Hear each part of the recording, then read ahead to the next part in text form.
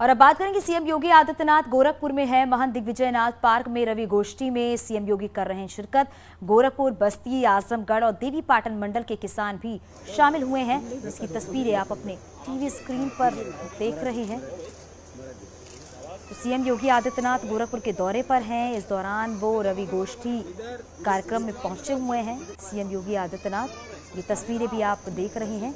हालांकि गोरखपुर, बस्ती, आजमगढ़ और देवीपाटन मंडल के किसान जो हैं वो भी इस कार्यक्रम में शामिल हुए हैं। रवि गोष्ठी का ये कार्यक्रम है जिसमें आपको ये महिलाएं भी नजर आ रही हैं।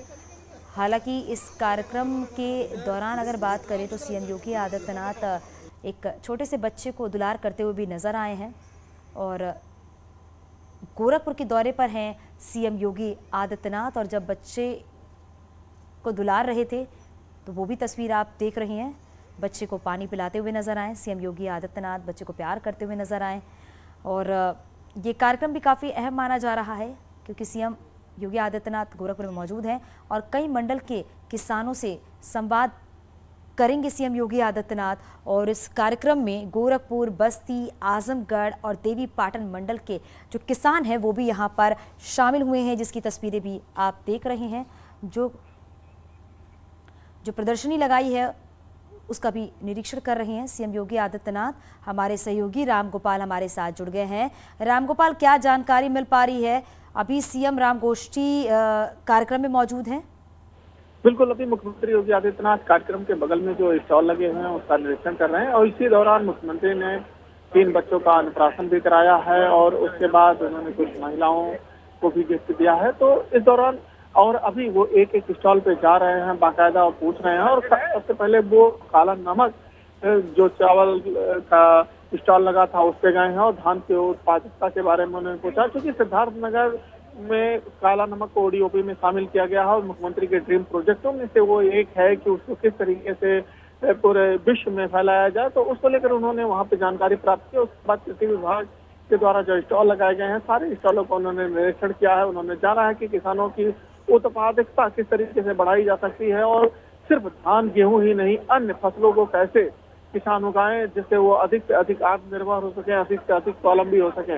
तो इस कार्यक्रम अभी स्टॉलों का निरीक्षण मुख्यमंत्री इस वक्त अभी कर ही रहे हैं। मुख्यमंत्री इस वक्त बगल में मौजूद है और इसके बाद वो सीधे मंच पे आएंगे और मंच पे आज गोरखपुर, बस्ती, आजमगढ़ और देवीपाटन मंडल की एक रबी गोष्ठी है, मंडलीय रबी उत्पादक समीक्षा गोष्ठी है। तो इसमें वो शिरकत करेंगे और इसमें मंत्र देंगे कि किस तरीके से किसान जो है बहुफसलीय उत्पादन करें जिससे उनकी आमदनी बढ़ेगी और उनकी आय बढ़ेगी, जिससे वो आत्मनिर्भर होंगे। तो इस दौरान मुख्यमंत्री लगातार जो है अब निरीक्षण कर रहे हैं। स्टॉल से वो बाहर निकलने वाले स्टॉल बैठे हुए हैं वहाँ पे अब वो पढ़ रहे हैं और तो ये गोष्ठी इसलिए भी बेहद महत्वपूर्ण है क्योंकि जो पूर्वांचल है, पूर्वांचल के जो किसान हैं उन किसानों को किस तरीके से आत्मनिर्भर बनाया जाए, स्वावलंबी बनाया जाए, उनको अधिक से अधिक उनकी आय बढ़े, इस पे ये फोकस किया गया है। और रवि गोष्ठी इसी मकसद से यहाँ पे आयोजित किया गया है। और अब मुख्यमंत्री योगी आदित्यनाथ मंच चुके हैं और अब से कुछ में जो यहाँ पे किसान आए हुए हैं, यहाँ पे लोग आए हैं, उनको संबोधित करेंगे और उनको ये बताएंगे कि किस तरीके से बहुफसलीय खेती करके आप अपनी आमदनी को बढ़ा सकते हैं, किस तरीके से केले की खेती करके आमदनी को बढ़ाया जा सकता है। और केले के साथ साथ जो यहाँ स्ट्रॉबेरी की खेती होती है या अन्य जो खेती होती है उसको खेती करके आप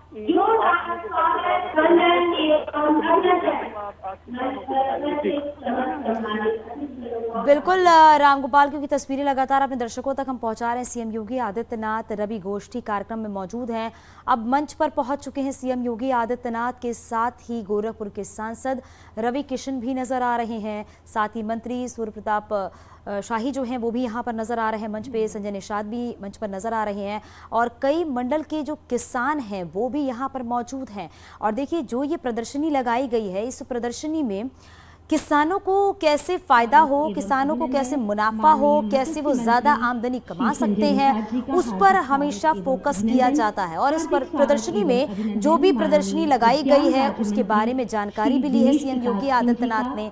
और अब ये है कि सीएम योगी आदित्यनाथ गोरखपुर, बस्ती, आजमगढ़ और देवीपाटन मंडल के जो किसान यहाँ पर इस कार्यक्रम में मौजूद हैं, उन सभी किसानों को संबोधित भी करेंगे। और अब से कुछ ही देर के बाद सीएम किसानों के लिए अपनी बड़ी बातें जो हैं वो भी बताएंगे कि कैसे किसानों को फायदा हो, कैसे वो ज्यादा से ज्यादा आमदनी कमा सकते हैं, उसके बारे में वो बताएंगे। यानी कि कह सकते हैं कि किसानों के लिए आज काफी अहम दिन है। और ये भी देखा जाता है जब सीएम योगी आदित्यनाथ गोरखपुर पहुंचते हैं तो गोरखपुर वासियों को तो बड़ी सौगात मिलती है, लेकिन हमेशा वो किसानों की भी बात करते हुए नजर आते हैं, किसानों को बड़ी सौगात देते हुए नजर आते हैं।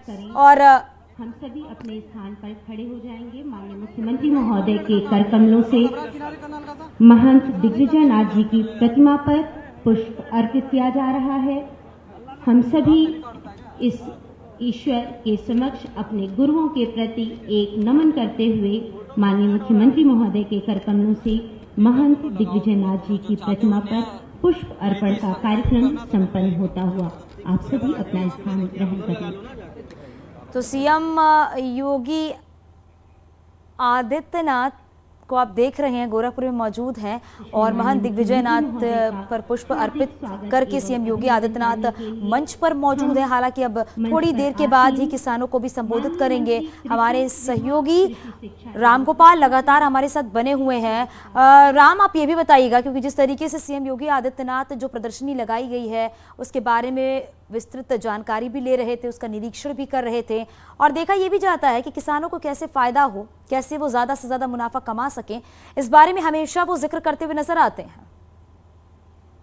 मुख्यमंत्री योगी आदित्यनाथ हमेशा किसानों के उत्थान के बारे में जिक्र करते हुए नजर आते हैं और इसीलिए तो उन्होंने प्रोजेक्ट की कमान संभाली है, तब से लगातार चाहे वो धान और गेहूं से खरीद हो, में से खरीद हो, अधिक से अधिक खरीदारी के लिए वो शासन स्तर से दबाव भी बनाते रहते हैं। शासन स्तर के अधिकारी तो ये दिशा निर्देश देते हैं कि किसान को कोई दिक्कत न हो, क्योंकि पूर्वांचल का ये जो बेल्ट है ये कभी गन्ना बेल्ट के नाम से मशहूर हुआ करता है। तो कई चीनी मिलें बंद हो गई थी। उसके बाद मुख्यमंत्री की जब उन्होंने कुर्सी संभाली तो उसके बाद उन्होंने मुंडरवा और पिपराइच चीनी मिल को फिर से चालू करा है, जिसके बाद वहाँ के किसान जो है अब समृद्ध हुए हैं।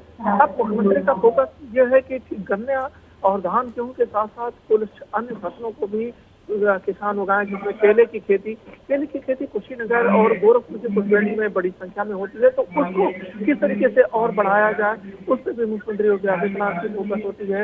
अब गोरखपुर और आसपास के जिलों में धीरे धीरे स्ट्रॉबेरी की भी खेती होनी शुरू हुई है। तो इस तरह की खेती हो, इसकी बढ़िया मार्केट मिले, इस पर भी मुख्यमंत्री योगी आदित्यनाथ लगातार फोकस करते रहते हैं। तो मुख्यमंत्री का सीधा सीधा ये प्रयास होता है कि किसान जो है वो बहुफसलीय खेती करें, जिससे एक ही साथ एक ही लागत से किसान दो फसल उगा सके और उनकी आमदनी बढ़ सके। और इसी क्रम में आज जो है गोरखपुर, बस्ती, आजमगढ़ और देवीपाटन मंडल यानी कि करीब करीब 70 जिले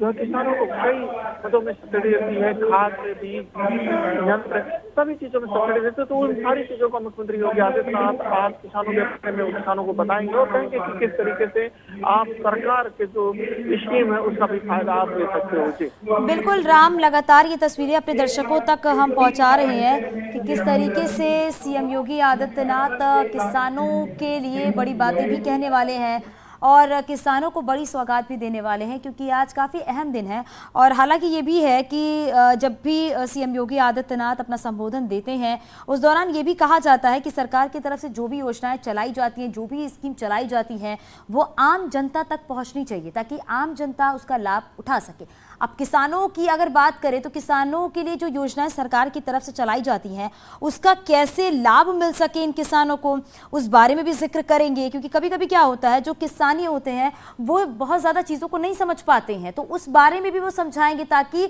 जो भी स्कीम चलाई जाती है, जो भी योजनाएं सरकार की तरफ से चलाई जाती हैं, उसका पूरा पूरा लाभ मिल सके। और साथ में ये भी है क्योंकि मंच पर सीएम योगी आदित्यनाथ मौजूद हैं, अपने संसदीय क्षेत्र में वो मौजूद हैं, तो कैसे किसानों का भला हो सके, कैसे वो उन्नति की तरफ बढ़ सके, कैसे वो उनका आगे का जो मार्गदर्शन है वो पूरी तरीके से प्रशस्त हो सके। क्योंकि किसान क्षेत्र होने के नाते ये भी कहा जाता है कि किसानों के बारे में सबसे पहले सोचा जाता है और यहाँ अभी देखा भी यही जाएगा कि जब सीएम योगी आदित्यनाथ किसानों के लिए अपनी बातें यहाँ पर रखेंगे तो उन्हें कई बड़ी सौगात भी दे सकते हैं। और साथ में आप ये भी बताइएगा राम, क्योंकि आप वहां पर मौजूद हैं, कितनी बड़ी संख्या में किसान वहां पर मौजूद हैं, क्योंकि अलग अलग जगह से किसान जो हैं आज एक जगह पर मौजूद है, कई मंडल के किसान वहां पर मौजूद हैं।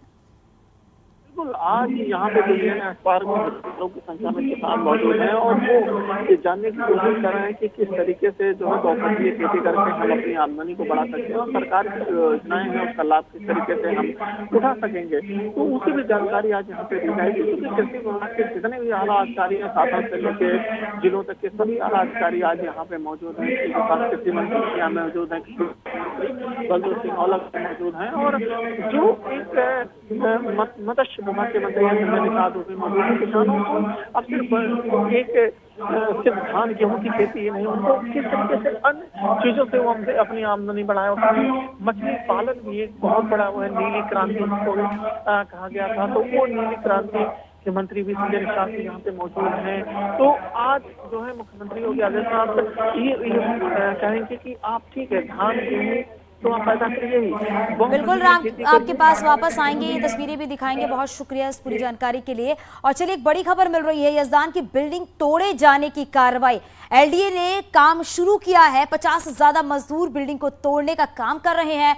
एलडीए के आला अधिकारी मौके पर मौजूद हैं। कई थानों की फोर्स और पीएसी के जवान भी मौके पर तैनात किए गए हैं। पूरे इलाके को छावनी में तब्दील कर दिया गया है और आने जाने वाली सड़कों को फिलहाल बंद कर दिया गया है एहतियात के तौर पर। तो ये बड़ी खबर इस वक्त की लखनऊ से है, जहां पर आपको बताते चले एक बार फिर से कि यजदान की जो बिल्डिंग है उसे तोड़ने शुरू हो चुकी है। आप देख सकते हैं कि अंदर जो एलडीए के कर्मचारी हैं वो पहुंच चुके हैं और जो मशीनें हैं, कटर मशीन, ड्रिल मशीन, देखिए आप यहाँ से अंदर जा रही हैं और ये ड्रिल मशीनों के जरिए अंदर की तुड़ाई जो है वो शुरू की जा रही है। हालांकि मीडिया को अंदर जाने की परमिशन नहीं है, लेकिन जो तस्वीरें हैं वो ये बताती हैं कि एलडीए ने अंदर की डिमोलिशमेंट का कार्रवाई का काम जो है वो शुरू कर दिया है और फिलहाल एलडीए के वीसी के आने का इंतजार हो रहा है, लेकिन उससे पहले ही जो अधिकारी हैं वो यहाँ पर पहुंचे हुए हैं। डिमोलिशमेंट की कार्रवाई को किया जा रहा है। तकरीबन 50 से ज़्यादा मजदूर जो हैं वो लगाए गए हैं। कई तरह की जो है वो मशीनें भी जो हैं वो लगाई गई हैं। उससे डिमोलिशमेंट का काम जो है वो शुरू किया जा रहा है। 7 मंजिला ये इमारत है जहां पर कार्रवाई जो है वो की जा रही है और लगभग 50 से ज़्यादा मजदूरों के साथ इस डिमोलिशमेंट की कार्रवाई को अंजाम दिया जा रहा है। एलडीए के कर्मचारियों के साथ ही साथ जो नगर निगम के कर्मचारी हैं वो भी मौजूद हैं। आप देखिए कि ऊपर आपको नजर आ रहे होंगे कर्मचारी टॉप फ्लोर पे छत पर मौजूद हैं। छत से डिमोलिशमेंट के काम को जो है वो शुरू किया गया है। कई फ्लोर पर डिमोलिशमेंट जो है वो किया जा रहा है और इस समय एलडीए के आला अफसरान मौके पर मौजूद हैं। हालांकि कोई भी इस बाबत बात करने को तैयार नहीं हो रहा है कि जब सारे कागज जो है आवंटियों के पूरे थे तो फिर क्यों ये डिमोलिशमेंट हो रहा है, और अगर कागज पूरे नहीं थे तो फिर एलडीए ने परमिशन कैसे दी यहाँ पर कंस्ट्रक्शन की। इन बातों पर कोई भी अफसर बात नहीं कर रहा है। इन तमाम सवालों से अधिकारी बच रहे हैं। फिलहाल जो यजदान बिल्डर की ये बिल्डिंग है उसकी डिमोलिशमेंट की कार्रवाई शुरू हो चुकी है। कैमरा पर्सन शरद तिवारी के साथ मोहम्मद शबाब, न्यूज़ 18 लखनऊ। बिल्डिंग तोड़े जाने तो तस्वीरें लगातार आप तक पहुंचा रहे हैं। यजदान की बिल्डिंग जो है उसे तोड़ने की कार्रवाई फिलहाल शुरू हो चुकी है। एलडीए ने अपना काम शुरू कर दिया है और यहाँ पर 50 से ज़्यादा जो मजदूर हैं वो बिल्डिंग को तोड़ने का काम जो है वो कर रहे हैं। एलडीए के जो आला अधिकारी हैं वो भी मौके पर पहुंच चुके हैं। कई थानों की फोर्स जो है वो भी यहाँ पर नजर आ रही है। इस पूरे एरिया को आपको बता दें, पूरे इलाके को छावनी में तब्दील कर दिया गया है और जो आने जाने वाली सड़कें हैं उसे भी फिलहाल बंद कर दिया गया है।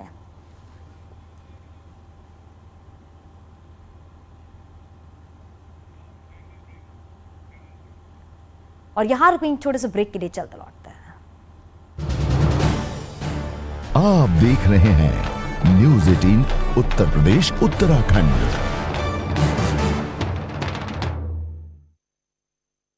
तरह से जला हुआ था महिला का चेहरा। ग्रामीणों की सूचना पर मौके पर पहुंची पुलिस, शिनाख्त में जुटी। चंदौली में युवक की आत्महत्या का लाइव वीडियो सामने आया। प्रेम प्रसंग के चलते आत्महत्या की, प्रेमिका को आखिरी मैसेज दिया। गंगा में युवक ने छलांग लगाई। बलुआ थाना क्षेत्र के गंगा पुल का मामला। फतेहपुर में 5 दिन से लापता युवक का कुएं में शव मिला है। शव मिलने से सनसनी फैल गई। सूचना के बाद पुलिस ने शव को कब्जे में लेकर जांच पड़ताल शुरू कर दी।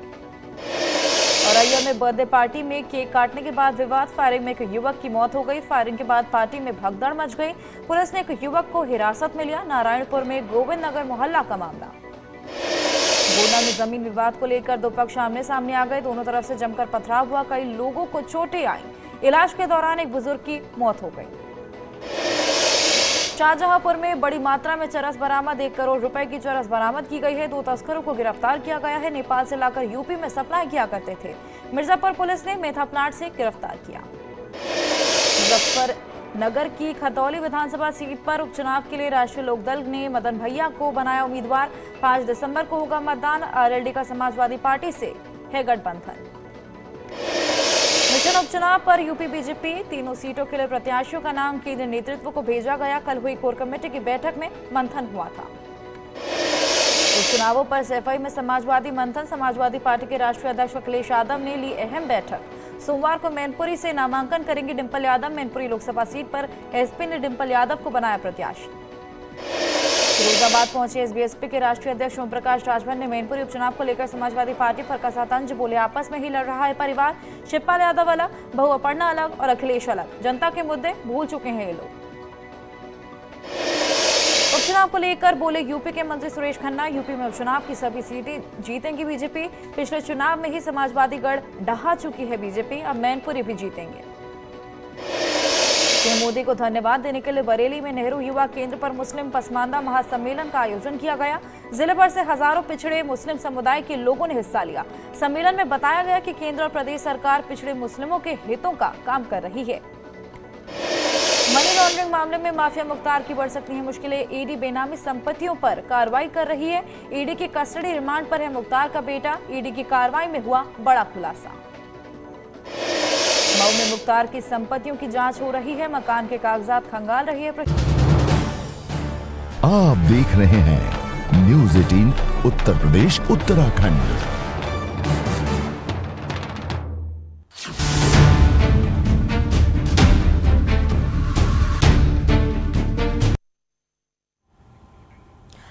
तो चलिए एक बार फिर से आपको लखनऊ लिए चलते हैं, जहां पर यजदान बिल्डर पर बड़ी कार्रवाई देखने को मिल रही है। जो 7 मंजिला इमारत है उसको ध्वस्त किया जा रहा है। बुलडोजर की कार्रवाई शुरू हो चुकी है। एलडीए की टीम भी मौजूद है वहां पर। हमारे सहयोगी शबाब वहां पर बने हैं। शबाब बताइए, तस्वीरें दिखाइए आप। बिल्कुल, देखिए यजदान बिल्डर्स की इस बिल्डिंग को गिराने की कार्रवाई शुरू कर दी गई है। हालांकि जेसीबी या बुलडोजर लगाकर इमारत को नहीं गिराया जा रहा है, बल्कि मजदूर लगाए गए हैं और वो ऊपर से नीचे की तरफ तोड़ने की कार्रवाई को अंजाम दे रहे हैं। और ये जो तस्वीरें हैं, इससे पहले इस पूरे सड़क को ब्लॉक कर दिया गया है। चूंकि इस रास्ते पर लोगों की आवाजाही बड़े पैमाने पर हो रही थी, इसलिए इस बिल्डिंग को चारों तरफ से पुलिस और पीएसी के जवानों ने बंद कर दिया है। एक ट्रक पीएसी मौके पर मौजूद है, पुलिस मौजूद है और इस बिल्डिंग को डिमोलिशमेंट की कार्रवाई को अंजाम दिया जा रहा है। और सीधे तौर पर जो बायर्स हैं फिलहाल वो भी अभी मौके पर से चले गए हैं। वो लोग कोर्ट का रुख कर चुके हैं। लेकिन सुबह से लगातार जो बातें निकल कर आ रही थी उसमें जो है वो बातें साफ हो रही। देखिए यहाँ से डिमोलिशमेंट थोड़ा थोड़ा नजर आ रहा है, क्योंकि अंदर मीडिया को जाने की परमिशन नहीं है, लिहाजा जो कार्रवाई है डिमोलिशमेंट की वो कुछ कुछ दिख रही है। आप देख सकते हैं तस्वीरों में कि जो छज्जा है उसको तोड़ा जा रहा है और उसके बाद छत से लेकर के ऊपर के फ्लोर में चीज़ों को तोड़ा जा रहा है, दीवार तोड़ी गई है। इसी तरीके से जो डिमोलिशमेंट का काम है वो चल रहा है और मौके पर एलडीए के आला अफसरानों के साथ ही साथ यूपी पुलिस, पीएसी के जवान सभी लोग मौजूद हैं। लेकिन इस कार्रवाई के साथ ही एलडीए पर भी बड़े सवाल ये निशान लग रहे हैं कि कैसे डॉक्यूमेंटेशन जो है वो पूरा दिखाया गया, जिसके बाद आवंटियों ने जो है वो मकानों को ख़रीदा है, रजिस्ट्री हुई है। करीबन 36 ऐसे यहाँ के बिल्डर थे जिन्होंने मकान मालिक थे जिन्होंने मकानों की रजिस्ट्रियाँ कराई हैं। तो ये बड़ा अपने आप में बड़ा गंभीर सवाल है और आपको तस्वीरें हम दिखा रहे हैं कि किस तरीके से यहाँ पर डिमोलिश जो काम हो रहा है, डिमोलिशमेंट का, वो उतनी तेजी के साथ हो रहा है। फिलहाल एलडीए के वीसी को भी आने की उम्मीदें थी, लेकिन अभी वीसी साहब नहीं आए हैं। लेकिन छत के एक हिस्से को देखिए तोड़ा जा रहा है। ये तस्वीरें हमारे बिल्कुल शबाब, तो ये बड़ी कार्रवाई देखने को मिल रही है एलडीए की तरफ से और हर तस्वीर जो है अपने दर्शकों तक हम पहुंचाएंगे किस तरीके से प्रशासन की कार्रवाई देखने को मिल रही है। यहाँ रुकिए, छोटा सा ब्रेक के लिए चलते लौटते हैं।